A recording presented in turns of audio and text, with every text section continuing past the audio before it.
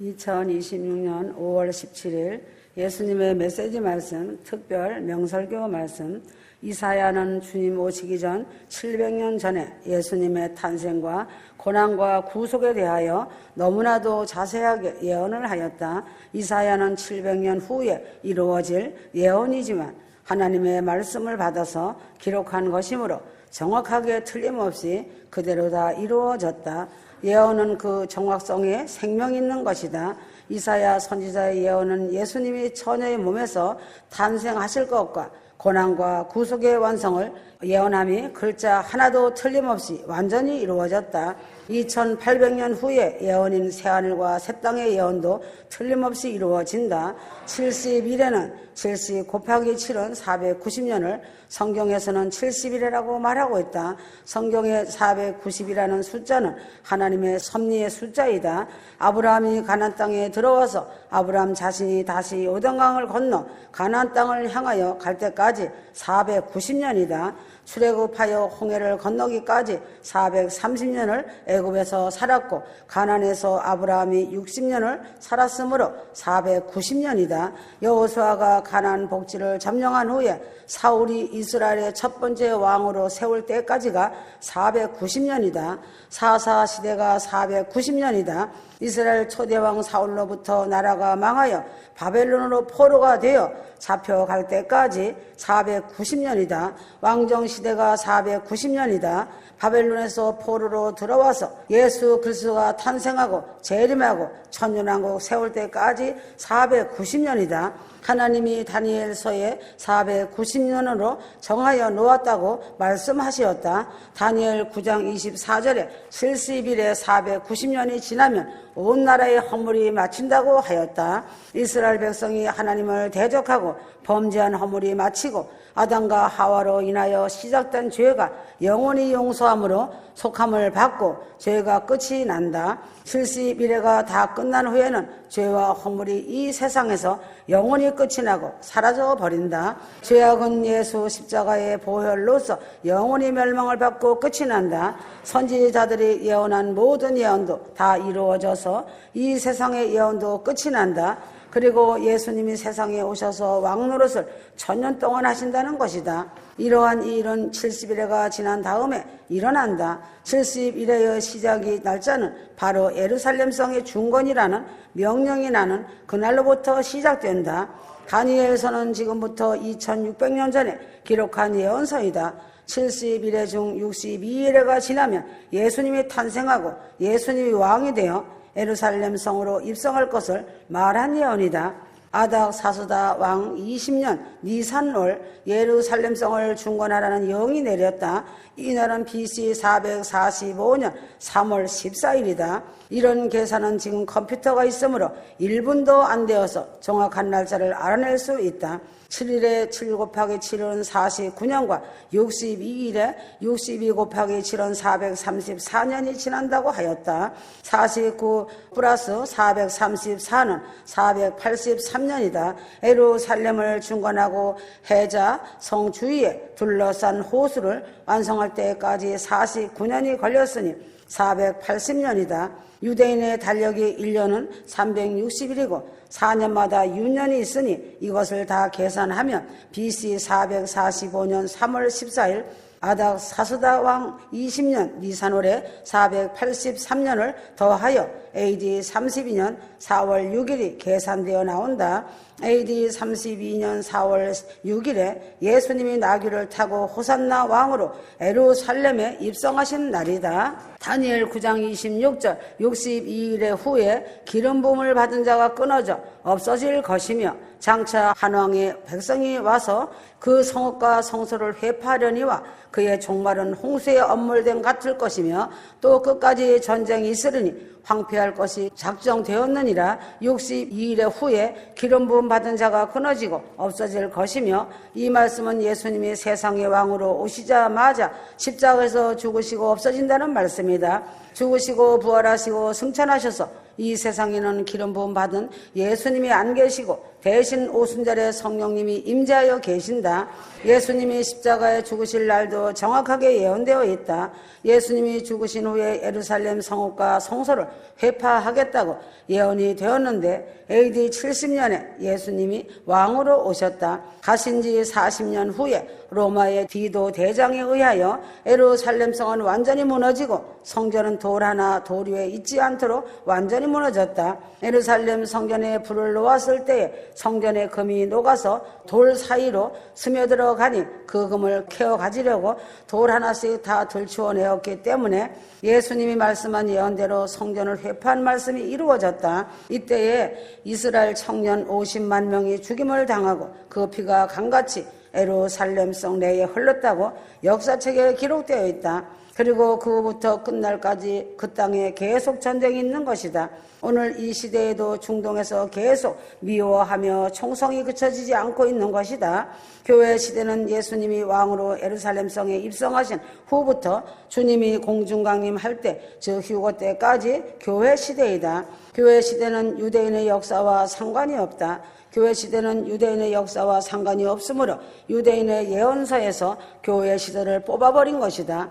다니엘의 70일의 예언 중에 7일의 49년과 62일을 합한 69일에는 이미 다 이루어졌다. 이제 남은 7년인 한 일에만 남았다. 지금은 마지막 때의 말세 종말의 때이다. 7년 환란이라는 말은 70일의 중 남은 한 일을 말한다. 한 일의 7년을 둘로 쪼개어 전 3년 반, 후 3년 반으로 나누어 요한계시록에 기록된 것이다.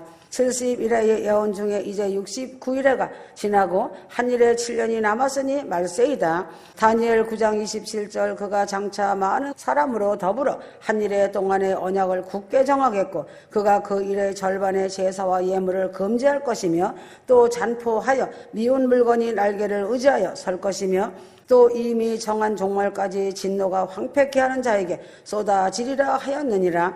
마지막 한 일의 7년 동안에 이루어질 일이 예언되었다. 한 일의 동안 언약을 정할 그는 적그리스도다. 적그리스도가 나타나기 전에 이미 교회 시대의 휴거 성도들은 부활하여 올라가고 휴거되어 성령과 교인 신부가 예수 그리스도와 더불어 7년 동안 혼인잔치를 한다. 7년 동안 혼인잔치를 벌이고 있는 동안 이 땅에서는 유대인의 한 일의 역사가 시작되어 이스라엘을 향한 하나님의 시계가 돌아간다. 지금은 교회 시대가 끝나가며 이리로 올라오라는 휴거 시간이 진행되는 시간이다. 지금은 교회 시대가 끝나가고 휴거 시간이 임박하여 말세의 지말이라고 말한다. 성령의 시대가 끝남과 동시에 유대인 구원의 시계와 7년 환란 심판의 시계가 돌아가는 것이다. 휴거 성도들이 정확히 주님 공중강림 하시는 날과 성령 시대가 끝나는 휴거 날짜만 모르는 것이다. 휴거 성도들은 다시 유대인의 70일의 시계가 다시 돌아가는 때가 가까이 온 것을 알고 있는 것이다. 70일의 시기가 다시 돌아가서 1290일 3년 반과 1290일 3년 6개월이 지나고 40일이 지나면 주님 지상 재림하시어 천년시대가 시작된다. 다니엘 12장 11절에서 12절 매일 드리는 제사를 폐하며 멸망케 할 미운 물건을 세울 때부터 1290일을 지낼 것이요 기다려서 1335일까지 이르는 그 사람은 복이 있으리라. 1330일에서 1290일은 40일이다. 40일은 핵전쟁으로 핵의 먼지가 사라지는 기간이 40일이다. 지구 핵먼지 청소 기간 40일이 지나면 주님이 지상재림하시어 천년시대가 시작된다. 핵먼지가 깨끗하게 사라지고 죽은 시체를 매장하는 기간이 40일이 지나면 세상과 우주를 불살라버리고 새하늘 새 땅과 영원한 불모 쓰레기 소각장으로 갈라진다. 아담부터 에녹까지 1000년이다. 에녹부터 아브라함까지 1000년이다. 아브라함부터 솔로몬까지 1000년이다. 솔로몬부터 예수님까지가 1000년이다. 예수님으로부터 오늘날까지 2000년이다. 6000년이 지나게 되고 안식의 1000년이 지나면 세상은 끝나고 새 하늘과 새 땅이 열리는 아름다운 영원 세계가 시작된다. 휴거 성도들은 성령의 감화를 받지 못하면 절대로 하나님의 일을 할 수가 없다. 휴거 성도는 항상 성령 충만으로 성령의 감화를 받으면서 살아가야 한다. 성령의 감화를 받지 못한 영혼은 예수를 믿을 수 없고 하나님 나라에 들어갈 수가 없다. 성령의 감화를 받지 못한 영혼은 노아 때와 같이 먹고 마시고 장가가고 시집가는 일과 사고 파는 일에 빠져서 홍수가 시작되는 심판의 비가 내려도 깨닫지 못하여 살다가 멸망당한다. 성령의 감화를 받아야 예수님을 깊이 만나게 되고 큰 구원 휴거 구원을 받게 된다. 성령의 감화는 기도할 때 받는다. 성도가 기도를 열심히 할 때 성령의 감화가 기도하는 사람에게 임한다. 기도하다가 성령의 감화를 받으면 하늘문이 열리게 되고 하나님의 음성을 듣게 된다. 아담은 하나님의 성육신이신 것을 부인하는 것은 예수의 육체가 성육신 하신 것을 부인하는 것이다.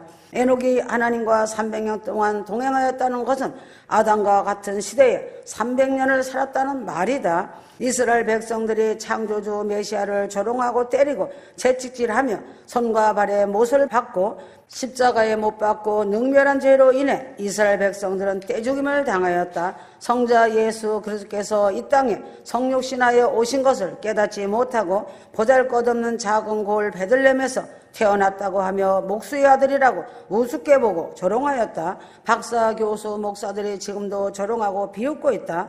바리새인인 서기관들과 다를 것이 하나도 없다.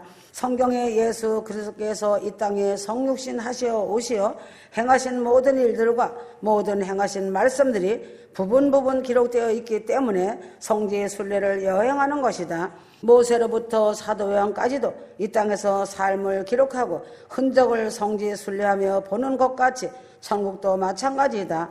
지구상에서 하나님의 아들들이 된 휴거 신부들과 백성들이 살았던 삶이 다 같이 보존되어 있다. 시온의 아련한 옛 이야기 같은 추억이 된다. 그래서 이 땅에 육체로 있을 때 삶과 행동이 매우 중요한 것이다. 예수님이 성육신하여 죽는 순간까지 하나님 아버지의 뜻을 온전히 이루어 드릴 수 있었던 비밀이 무엇인지 알아야 한다. 주님께서 말할 수 없는 온갖 수치와 모욕을 당하고 뼈가 으스러지고 살이 너덜너덜해질 때까지 매를 맞고 숨이 끊어질 듯한 고통까지도 당당히 견딜 수 있었던 이유가 무엇인지 알아야 한다.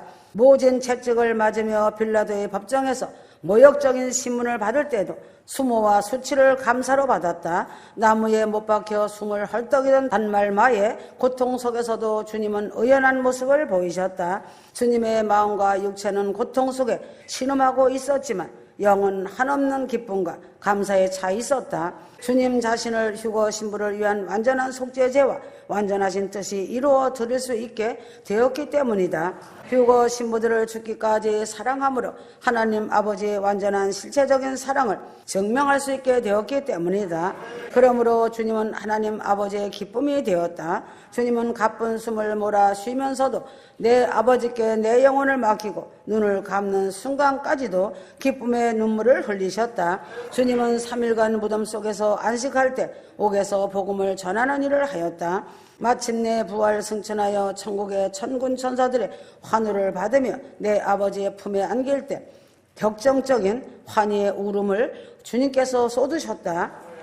하나님 아버지도 많이 우셨다. 예수님은 하나님과 관계되는 신성의 하나님이시다. 예수님은 성육신으로 오신 인자 예수님이시다.